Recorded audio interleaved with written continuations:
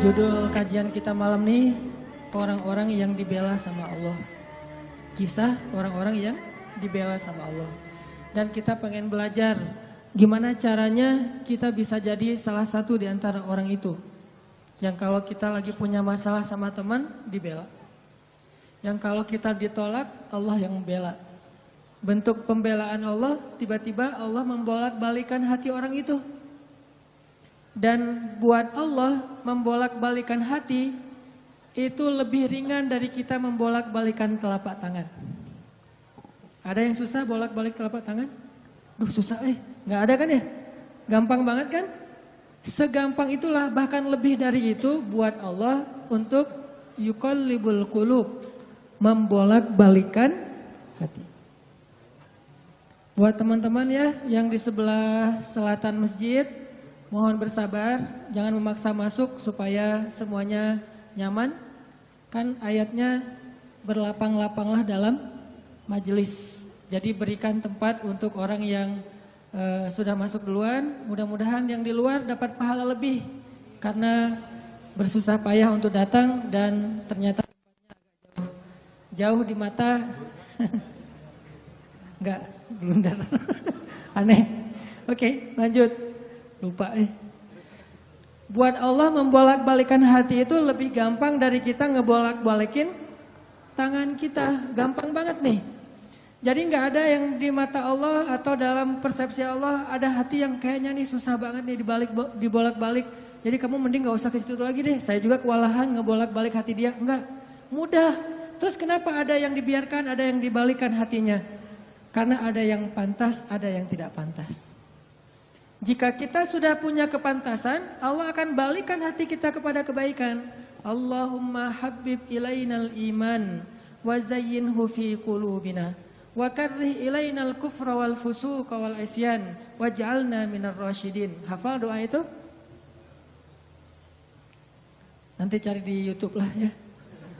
Ya Allah, jadikan kami cinta kepada amal soleh dan jadikan rasa cinta itu indah di dalam hati kami. Jadikan kami benci kepada dosa dan jadikan kami termasuk orang-orang yang mendapat petunjuk. Allah bolak-balikan. Gitu juga dengan hati calon mertua. Gimana pun dia ngeblok, nggak boleh masuk lah, gerbangnya digembok segala macam. Cuma gerbang. Mau 1000 lapis gerbang, kalau hatinya dibalikin, hilang semuanya tuh. Gampang banget kan? Buktinya malam ini nih. Allah membolak-balikan hati kita yang tadinya punya macam-macam rencana pada malam minggu, akhirnya Allah balikan hatinya, udah ke Masjid Agung aja deh. Bukan karena saya, bukan karena pemuda hijrah, bukan karena teman-teman panitia, tapi karena Allah mengikat hati kita, mengarahkan hati kita untuk bisa datang ke masjid. Sehingga ribuan anak muda tiba-tiba memakmurkan dan meramaikan majelis ilmu. Kalau di ribuan orang aja bisa Allah bolak-balikan hatinya, apalagi cuma satu orang. Ya, ada berapa ribu sekarang? 15.000? Lebih nih Masjid Agung ini daya tampungnya berapa? 10.000 ya? Sampai keluar. Berarti sekitar 20.000. Ini benar-benar sesuai dengan yang dulu banget saya harapin 2 tahun yang lalu bisa ngalahin Tomorrowland. Minimal DWP lah ya. Bisa ngalahin DWP atau kalau bisa Tomorrowland. Saya pernah kemarin tuh acara taklim di Pekanbaru, An-Nur.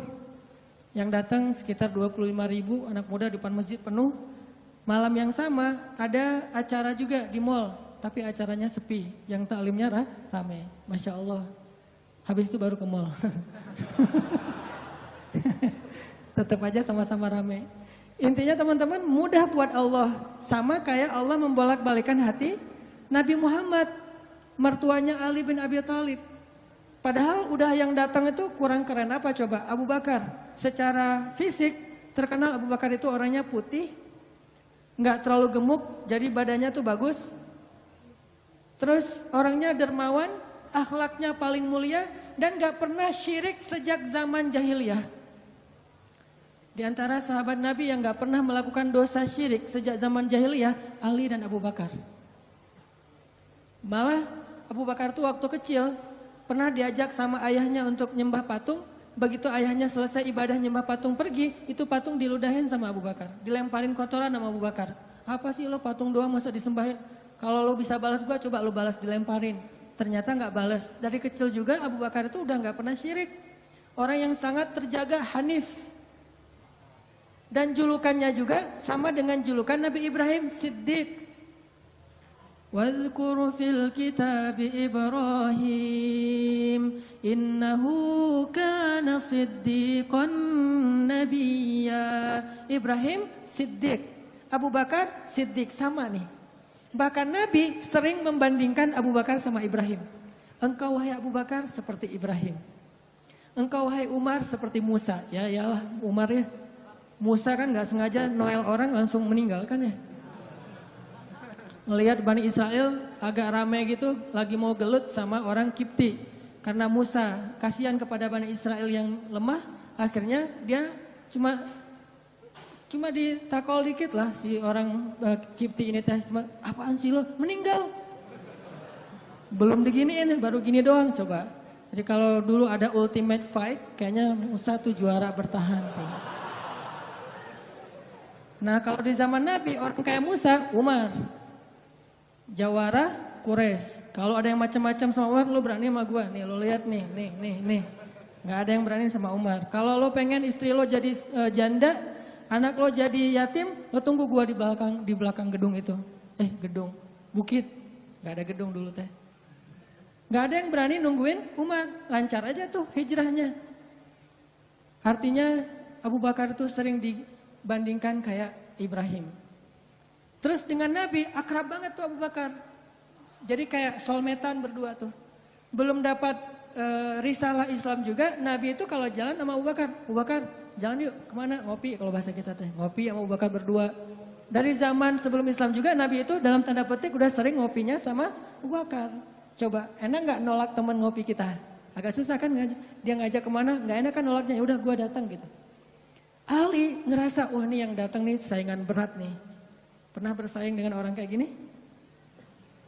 Pernah, cuman sering kalah. Gak ada saingan juga masih ditolak ya, apalagi ada saingan. Nah itu mah saya banget bukan teman-teman. Udah biasa ditolak, pada akhirnya diterima juga. Karena saya gak mau menyerah. Datang Abu Bakar, mau ngelamar Fatimah. Ali pas tahu berita itu, ya udahlah berarti pupus harapan. Hashtagnya berhenti aja. Udah gak bisa ngapa-ngapain. Tidak lama kemudian setelah Abu Bakar lama di rumah Nabi terus pulang, Ali merhatiin wajah Abu Bakar nih, wajah diterima atau wajah ditolak nih. Ternyata dapat kabar Abu Bakar ditolak sama Nabi. Yes kata Ali. Abu Bakar ditolak sama Nabi. Cuman sisi lain Ali makin gak pede. Kalau Abu Bakar aja ditolak, siapa saya? Bahkan lebih ditolak lagi. Jangan-jangan belum sampai di pintu juga, udah Ali pulang aja deh. Abu Bakar aja ditolak. Yang kurang apa coba? Akhlak luar biasa, agama terbaik. Bahkan umat Islam paling baik imannya tuh. Dan amal solehnya Abu Bakar. Gak ada tandingan lah. Mau ngelihat surganya di akhirat. Orang kaya di dunia dan kaya di akhirat tuh Abu Bakar tuh.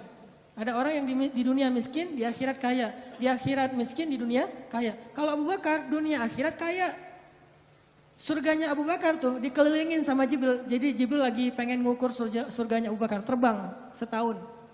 Udah setahun terbang, itu baru di pinggirnya surga Abu Bakar. Belum sampai ke tengah. Padahal Jibril itu kecepatannya lebih tinggi daripada kecepatan cahaya. Bayangin, udah setahun perjalanan cahaya baru di pinggir surganya Abu Bakar. Belum juga masuk, belum sampai ke alun-alunnya surga Abu Bakar. Baru juga perbatasan coba. Kurang apa Abu Bakar? Ditolak sama Nabi. Duh, makin gak pede kata Ali. Cuma gak pakai bukan orang Sunda soalnya. Nggak lama kemudian datang lagi cowok keren, jawara Mekah, Umar datang. Assalamualaikum. Suaranya agak-agak gitulah. Walaupun susah nirunya, cempreng soalnya. Assalamualaikum. Waalaikumsalam kata Nabi datang. Pas diintip sama Ali, tanya-tanya ke teman-temannya, ada berita apa nih trending topik. Ternyata trending topik di Twitter, Umar melamar Fatimah. Wah, rame lagi viral di mana-mana. Makin, aduh saingannya berat-berat gini, nggak ada yang di bawah saya gitu yang datang, biar saya agak-agak pede gitu. Ternyata Umar pulang juga ditolak lagi sama Nabi. Ali, yes, tapi tuh gimana ya kalau Umar aja ditolak, yang paling kuat bisa menjaga Fatimah banget kan. Kalau ada apa-apa Fatimah tenang aja, ada gua. Naik motor berdua sama Umar gitu kan, zaman kita mah ya. Sengaja nggak bawa jas hujan. Kalau udah hujan buka baju kasih ke ceweknya, nggak pakai baju memotoran. Cowok banget lah itu mah ya. Pulang-pulang sampai ke rumah minum antangin. Umar tuh jawarannya. Nabi kan pasti tenang banget ngasih anak ke orang kayak Umar. Keluar dia singa, di dalam dia kucing Anggora. Maksudnya apa? Dia tuh nggak pernah kasar sama istrinya. Walaupun dia keras kepada musuhnya. Kalau dimarahin istrinya, diem aja. Udah selesai dimarahin, udah mah, udah. Ya udah pergi nyari teman. Mau curhat habis dimarahin istri. Pergi ke rumah Nabi. Pas di depan rumah Nabi kedengaran dari dalam Nabi juga lagi dimarahin istrinya. Nabi juga diem aja. Ini teladan orang-orang soleh. Jadi yang keren tuh bukan yang gampang marahin istri, tapi yang gampang dimarahin istri.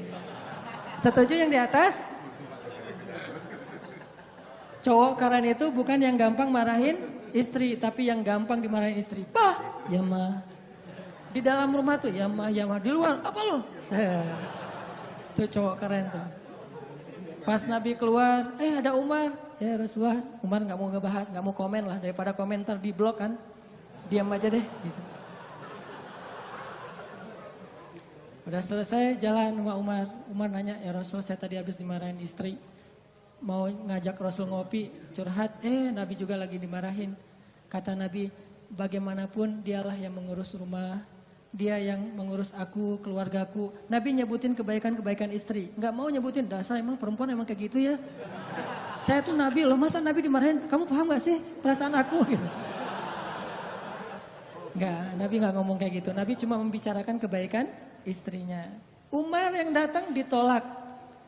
Akhirnya Ali udahlah, mau kayak gini mah kayaknya udah nggak mungkin deh. Abu Bakar ditolak, Umar ditolak, berarti ada standar di atas mereka berdua. Yang kaya raya ditolak, yang paling eksis berpengaruh, jawara ditolak. Nah saya nggak punya dua-duanya. Masih kecil soalnya, nanti kalau dia udah dewasa, Ali emang jawara juga tuh. Malah gladiatornya Nabi kan. Ketika orang gak berani menantang seorang musuh, Ali yang berani. Saya Rasulullah, Ali itu. Akhirnya Ali diam-diam aja, udah gak mau ngebahas lagi tentang Fatimah. Udah aja tutup bab tentang Fatimah. Sekarang yang lain aja deh.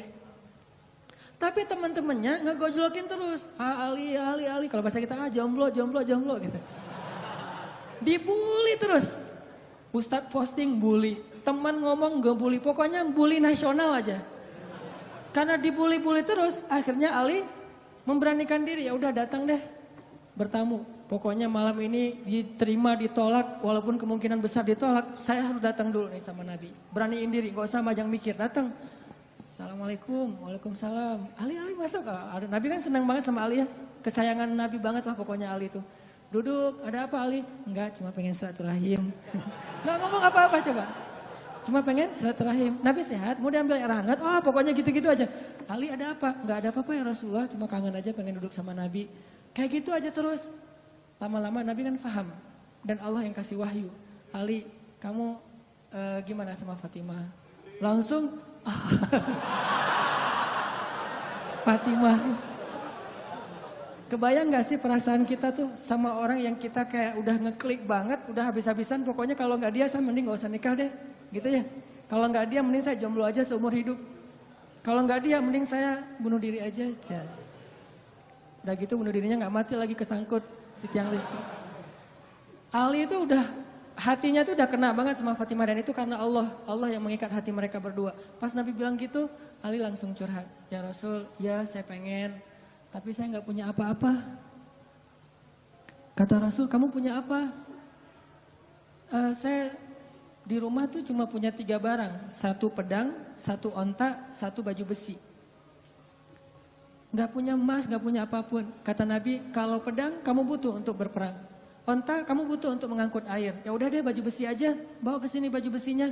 Untuk jadi mahar buat Fatimah. Beneran Rasul baju besi? Itu bajunya besi loh Rasulullah, bukan yang tangan kayak gitu apa, cincin.